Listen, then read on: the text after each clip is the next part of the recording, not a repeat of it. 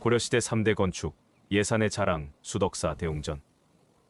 템플스테이에서 자고 나온 지금은 새벽 5시 30분 정도 되었습니다. 수덕사를 돌아보도록 하겠습니다. 일주문 앞에서 시작합니다. 일주문 앞이고 여기 보이는 게 수덕사 근역 홍보관이고 여기 보이는 게 선미술관, 거기 보이는 게 수덕여관. 그렇습니다.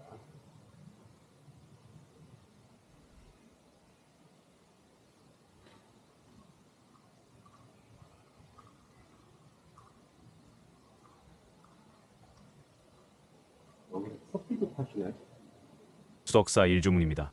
일주문은 사찰로 들어가는 첫 번째 문으로 기둥이 한 줄로 늘어서 있는 독특한 형태 때문에 이조맨이라고 불립니다. 이 문의 기둥이 하나로 보이는 것은 번뇌를 없애고 오직 하나의 마음, 즉 진리의 세계로 나가는 것을 상징합니다. 일주문을 통과하는 것은 세속의 번뇌를 잊고 불법의 세계로 들어서는 첫걸음으로 여겨집니다.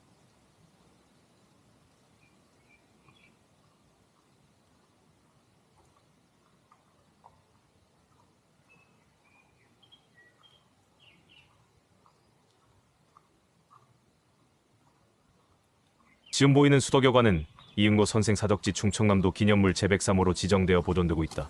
수덕여관은 본래 수덕사에 소속된 디군이 스님들의 거처였으나 일제강점기부터 수덕사를 찾는 이들을 위한 숙소로 사용되기 시작했다.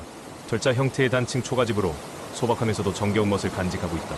이곳이 특별한 의미를 지니는 것은 한국 근현대사를 대표하는 예술가들의 발자취가 깊이 새겨져 있기 때문이다. 한국 최초의 여성 서양화가인 나혜석은 순탄치 않았던 말년을 이곳에서 보내며 작품 활동에 몰두했다. 시대를 앞서간 시여성으로 사회적 편견과 고난 속에서 지친 심신을 달래는 곳이 바로 수덕여관이었다. 이후 고암 이응로 화백이 1944년 이 집을 매입하면서 수덕여관의 역사는 새로운 전기를 맞는다. 나혜석에게 그림을 배우기도 했던 이응로 화백은 1959년 프랑스로 떠나기 전까지 이곳을 거쳐 사마 수많은 작품을 구상하고 창작했다. 6.25 전쟁 당시에는 피난처로 삼기도 했다. 현재 걸려있는 수덕여관, 현판은 이응로 화백이 직접 쓴 글씨이다. 앞에 보이는 기와집은 감로당이다. 감로는 깨달음의 단이슬을 의미하며 중생에게 법을 설파하는 공간 혹은 차를 마시며 담소를 나누는 공간으로 사용된다. 이응로 화백이 프랑스로 떠난 후에는 그의 아내 박귀 여사가 2001년까지 여관을 운영하며 이곳을 지켰다. 한때는 수학여행 온 학생들과 여행객들로 붐비는 명소였으나 역사적 문화적 가치를 인정받아 2003년부터 숙박 영업은 중단되었다. 2009년에는 예산군에 의해 옛 모습 그대로 복원되었으며 현재는 수덕사에서 관리하고 있다. 건물내부는 문화재 보호를 위해 일반에 개방되지 않지만 고즈넉한 초가집의 외관과 이응로 화백의 암각화를 둘러본 것만으로도 이곳에 깃든 예술가들의 치열했던 삶과 예술 정신을 되새겨볼 수 있다. 인근에는 이응로 화백의 작품 등을 전시한 선미술관도 자리하고 있어 함께 둘러보기 좋다.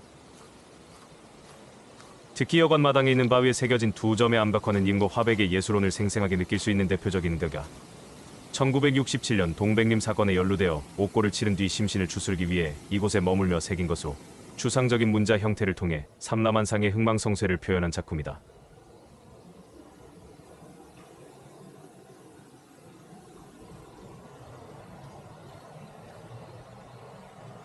안내판의 내용을 살펴봅니다.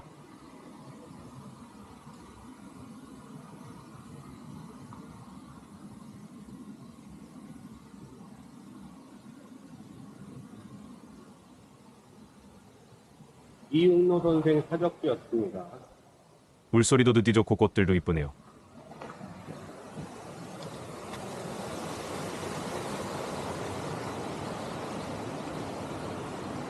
수덕사는 일반적으로 산지가람의 특성에 따라 입구에서부터 일주문, 금강문, 사천억문스티엠왕문, 황하정로 황허징러를 거쳐 중심 법당인 대웅전다숑디엔에 이르도록 점차적으로 공간의 위계를 높이는 가람 배치를 달고 있습니다. 앞에 보이는 금강문은 이 과정에서 부처님의 법과 도량을 본격적으로 수호하는 첫 번째 관문 역할을 수행합니다. 이곳을 지남으로써 방문객들은 세속의 번뇌를 내려놓고 신성한 불법의 세계로 들어설 준비를 하게 됩니다. 수덕사의 금강문진 강문은 일주문 이주문을 지나 경내로 들어서는 두 번째 문입니다. 이곳은 불법을 수호하는 금강역사진 강리스를 모신 정각으로 사찰에 들어서는 이들의 마음을 정하고 모든 악한 기운이 경내로 들어오는 것을 막는 상징적인 의미를 지닙니다.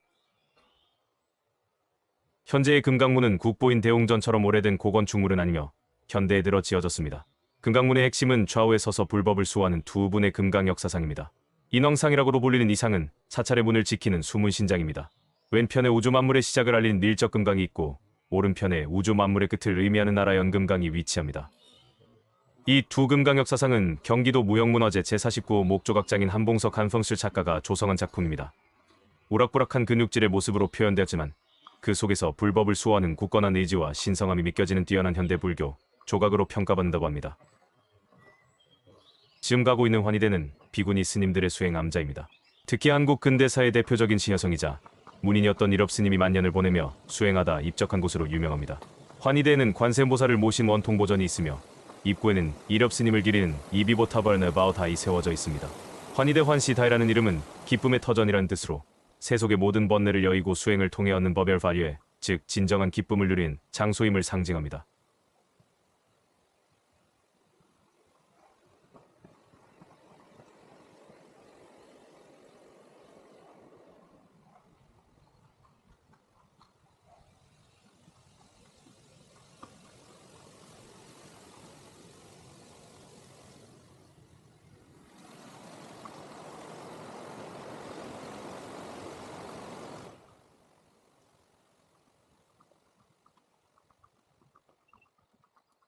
이제 사천왕문으로 올라갑니다.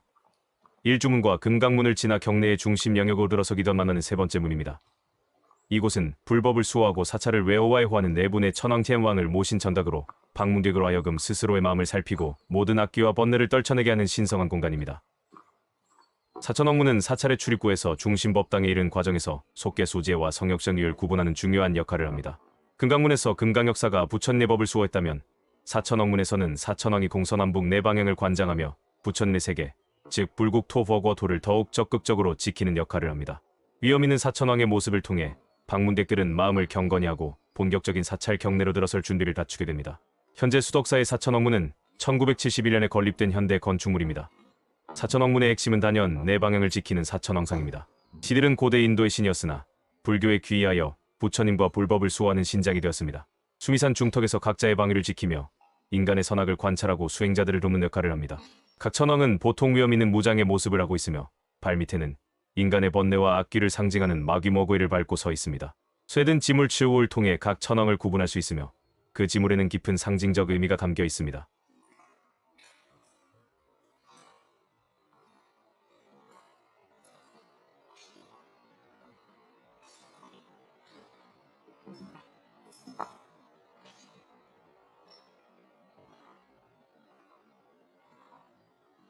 가람배치도 구경해주고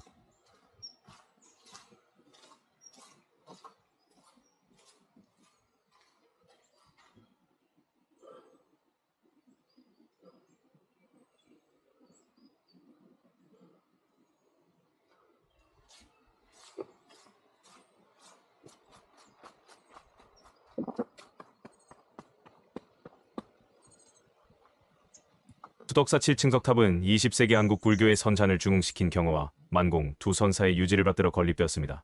1999년 4월 8일 당시 덕숭총림 방장이었던 원담 스님의 원력으로 공사가 시작되어 2001년 4월 28일에 완공 및 점안 법회를 봉행했습니다. 이 탑은 석가모니 부처님이 대반열반경다 반리의 반징을 설법하셨던 인도의 기원정사 동산에 있던 7층 보탑을 원형으로 삼아 조성되었습니다. 중국의 선종 사찰 초입에서 볼 수 있는 포대화상으로 합니다. 포대화상은 중국 당나라 말기 명주 연제의 닝보시에 실존했던 승려 개차치스를 모델로 합니다. 그는 항상 커다란 자루보다에 포대를 메고 지팡이를 짚고 다니며 무엇이든 동량하여 그 자루에 넣고 다녔다고 합니다. 괴팍해 보이는 행동을 하기도 했지만 그의 자루 속에서는 필요한 물건이 깨끗이 나와 가난한 이들에게 나누어 주었다고 전해집니다. 그의 가장 큰 특징은 항상 웃음을 잃지 않는 모습과 불룩하게 나온 데입니다. 이 모습은 모든 것을 포용하는 너그러움과 부, 그리고 풍요를 상징하게 되었습니다.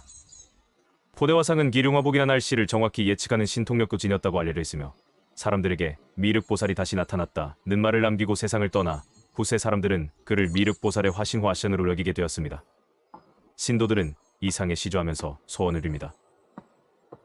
이 건물은 황하정무입니다. 사찰의 핵심 영역으로 들어서는 마지막 관문이자 법회나 강설 등 중요한 집회를 여는 강당의 기능을 겸하는 장엄한 누각입니다. 1980년대에 중창된 비교적 현대적인 건물입니다. 수덕사의 일주문 금강문 사천왕문을 거쳐 대웅전으로 이어지는 중심축의 마지막에 위치합니다. 이 누각을 통과하면 비로소 국보 제49의 수덕사 대웅전의 고고한 자태가 한눈에 들어옵니다. 황하정무의 어두운 누각 아래를 지나 밝은 마당으로 들어서는 순간의 공간적 대비는 방문객에게 세속을 벗어나 부처님의 세계에 도달했음을 극적으로 느끼게 하는 건축적 장치이기도 합니다.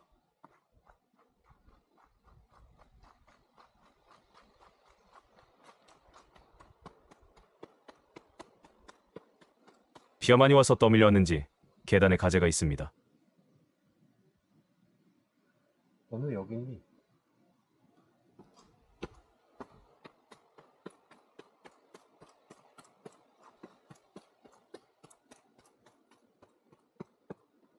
드디어 그 유명한 수덕사 대웅전 영역이 눈에 들어옵니다. 공양 시간이 되어서 밥 먹고 오겠습니다. 대웅전의 우측으로 보이는 청년당에서는 벌써 스님들이 식사를 마치고 버류를 정리하고 계셨습니다. 청년당은 승려들의 거처나 교육 공간으로 사용된 당구입니다. 청년은 깨끗한 연꽃을 의미합니다.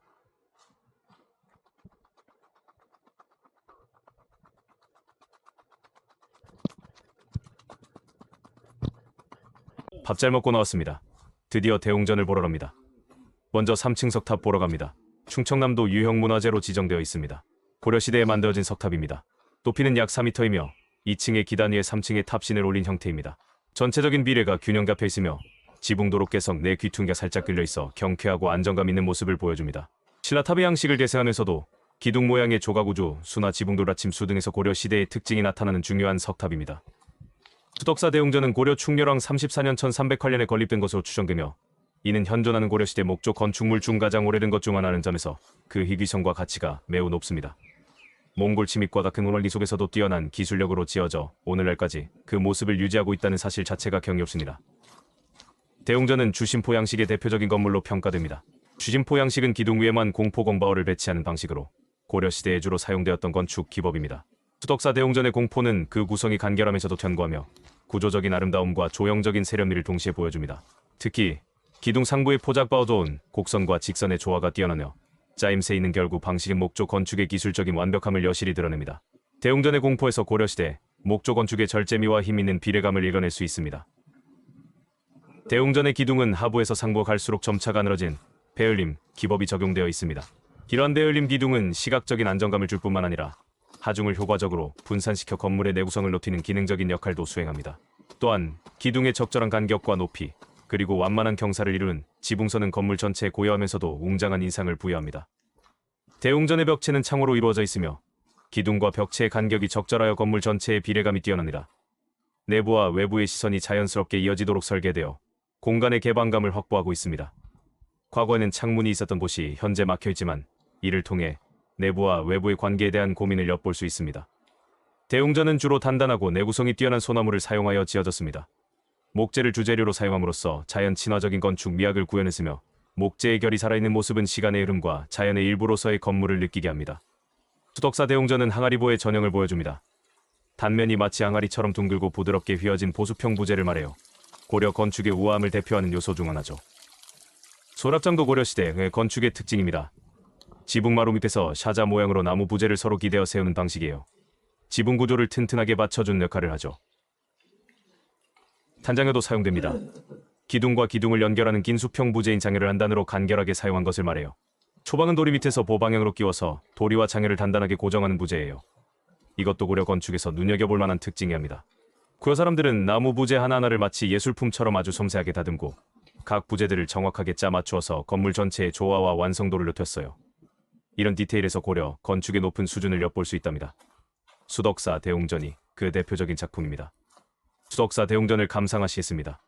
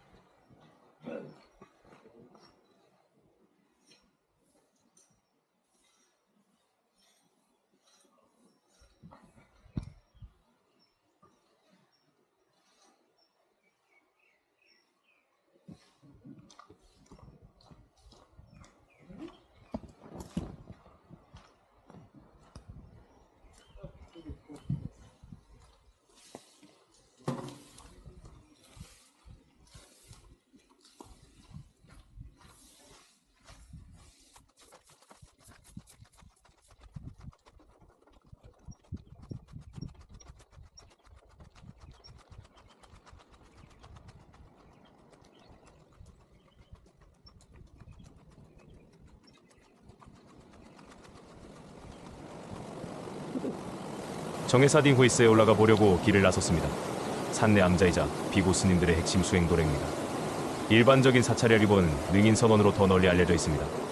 정해사는 수덕사 대웅전 뒤편 덕숭산 중턱 높은 곳에 자리하고 있습니다. 대웅전에서부터 시작되는 1080개의 돌계단을 올라야 닿을 수 있는 곳으로 세속과의 거리를 두어 오직 수행에만 전념할 수 있는 최적의 환경을 갖추고 있습니다. 이곳은 참선 수행을 전문으로 하는 선원으로 한거샤 안주와 동안거동 난주 기간에는 전국의 수자 수행승들이 모여 용맹정진하는 한국 불교의 대표적인 수행처입니다. 따라서 일반 관광객의 출입이 제한된 경우가 많으며 방문 시에는 엄격한 수행 공간임을 인지하고 최대한의 정숙을 유지해야 합니다. 방문하지 못하는 줄 알았으면 출발 안 했을 텐데 몰라서 올라랐습니다. 대신 멋진 폭포가 많은 계곡을 비오는 산에서 볼 수 있었던 점은 좋았네요.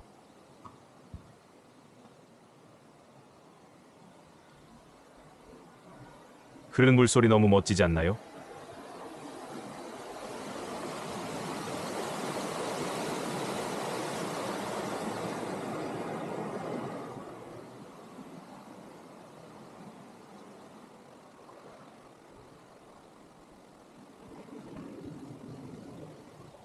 작은 다리를 지나갑니다.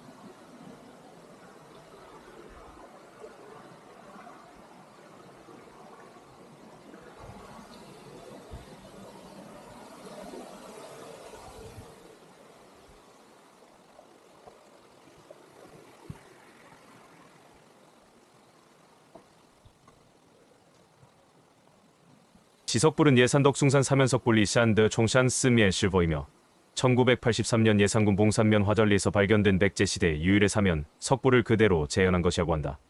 사방에 약사불, 아미타불, 석가모니불, 미륵존불이 조각되어 있다.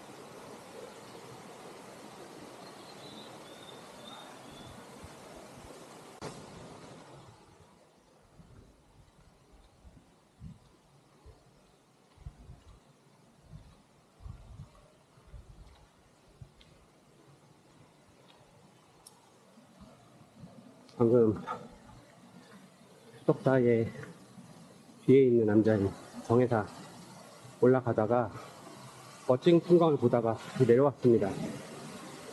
갑자기 해우소가 너무 가고 싶어지는 거예요. 네, 해우소가 어떻게 생겼는지. 또 계속 가던 해우소지만 그래도 또 해우소가 저를 찾는 겁니다. 그래서 어쩔 수 없이 눈물을 머금고 내려왔습니다. 아마도 정해사는 아직 제가 올라가기에 수양이 부족한 것 같습니다.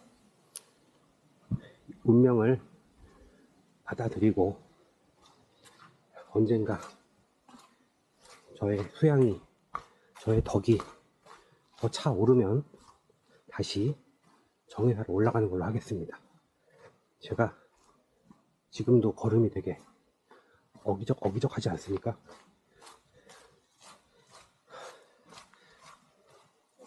다행히도 정에서 내려오면서 고통이 잠시 멎었습니다. 번뇌에서 벗어나는 덕을 쌓은 것이죠.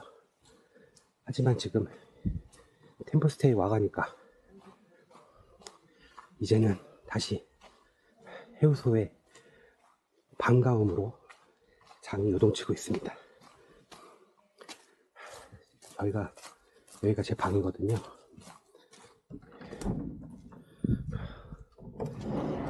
어떤가요? 멋진가요? 아이고, 저는 이제 그럼 해우소로 가보겠습니다.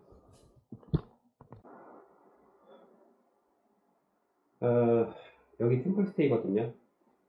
이제 정리하고 나가려고 해요. 원래는 여기 뭐 11시까지 있다가 11시 반에 식사하고 그러고 이제 분양하고 가라고 그래서 그러려다가 좀 시간이 많이 남고 또 비도 와서 좀 지금 사찰리를 많이 돌아다닐 수도 없어요. 아침에 한 바퀴 돌고 오긴 했는데 그래서 지금 살짝 갔다 와서 샤워하고 옷 입고 이제 방 정리하고 나가서 논산 쌍계사로 이동해서 쌍계사 오랜만에 가보려고 합니다. 정리하고요.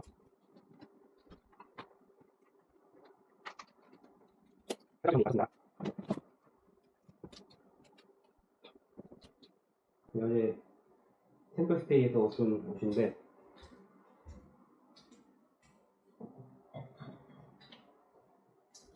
이건 어차피 빨아야 돼요. 그래가지고 여기 보니까 템플스테이 사무실 이제 앞쪽에 분리수거함에 이거라고 하더라고요. 일단 이거는 분리수거함에 갖다 놓도록 하겠습니다.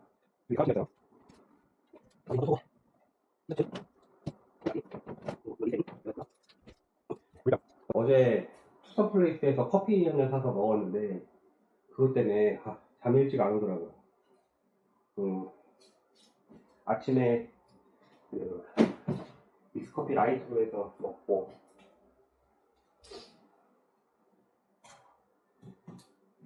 그래서 오늘 원래 3시에 새벽 3시에 그 아침 예불 해보고 싶었는데 못했습니다. 결국에는 못했고 이게 혼자 하려니까 이게 그러네요. 쑥스럽기도 하고. 그래서 다음에 혹시 누구랑 같이 오면은 같이 의지를 가져서 같이 가보도록 하겠습니다. 아직 유튜버로서 자질이 부족해.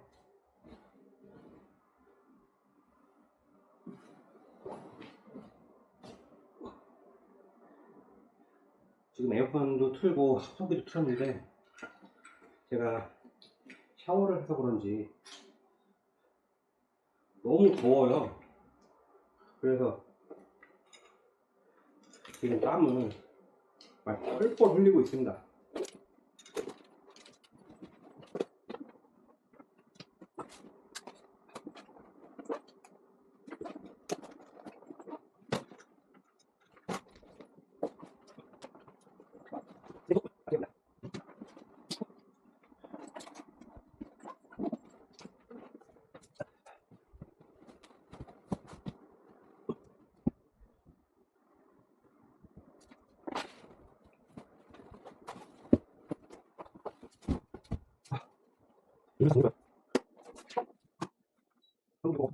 에어컨도 껐습니다.